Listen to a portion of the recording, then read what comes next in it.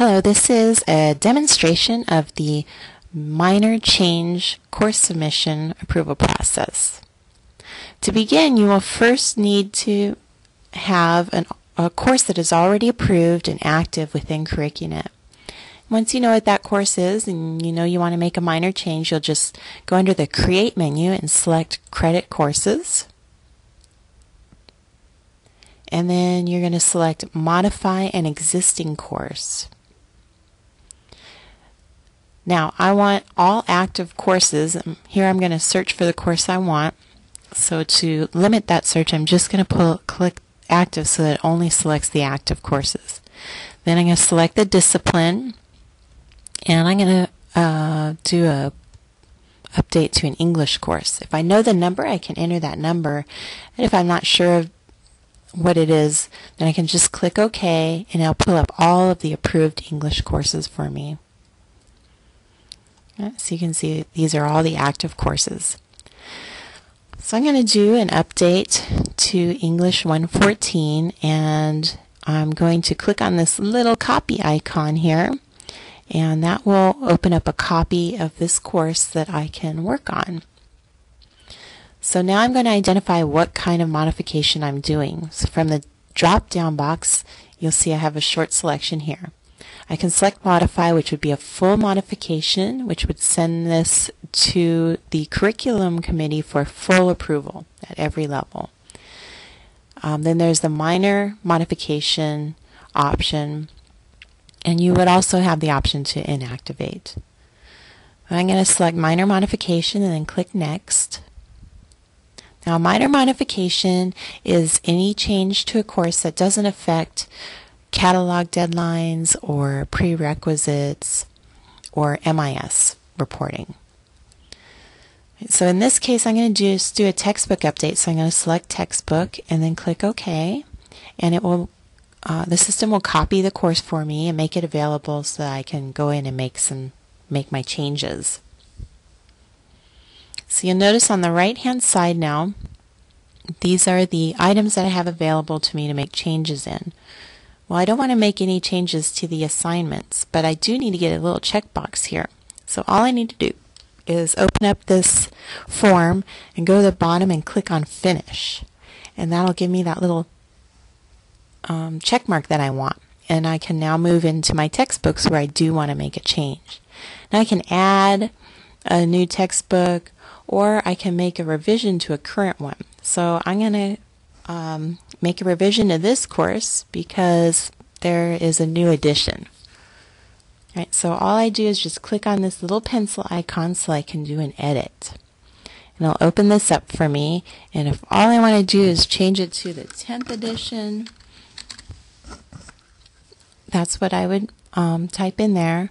If there are any other changes, I would go ahead and just make the change. Maybe they changed the title a little bit.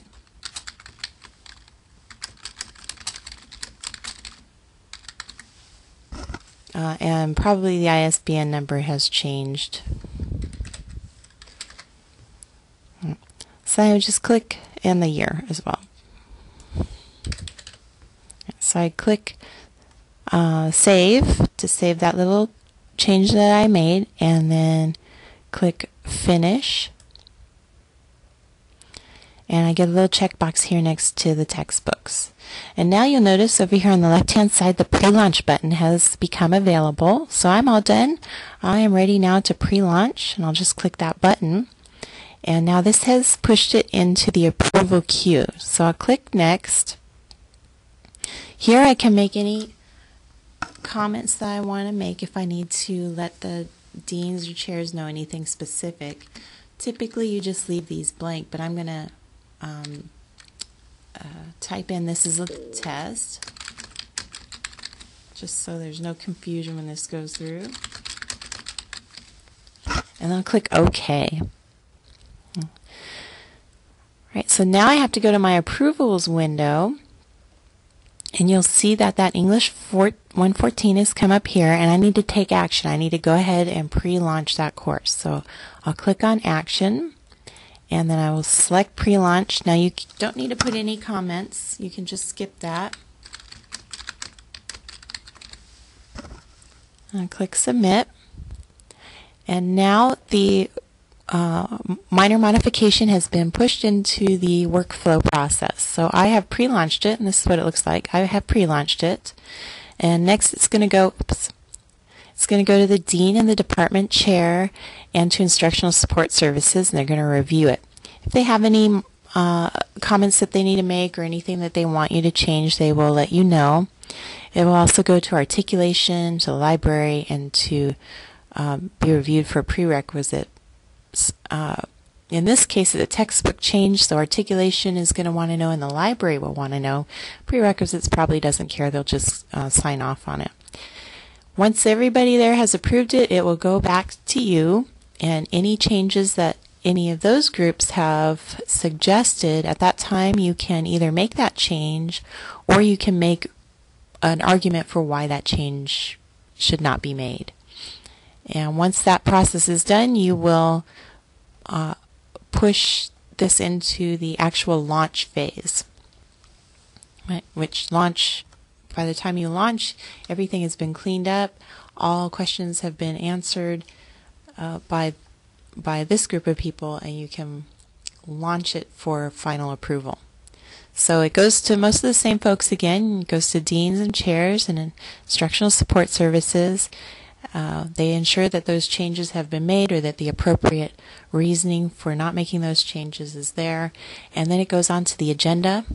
Now in this case, in a minor change, on the agenda it is only an informational item for the curriculum committee, and it is essentially already been approved, and the committee is just being notified of that change. So they really are not going to take any action. The next step is it will be signed off by the co-chairs of the curriculum committee, and if necessary it will go to the governing board, but typically it'll just go right to instructional support services, and they will make that the new active course in Curricunet.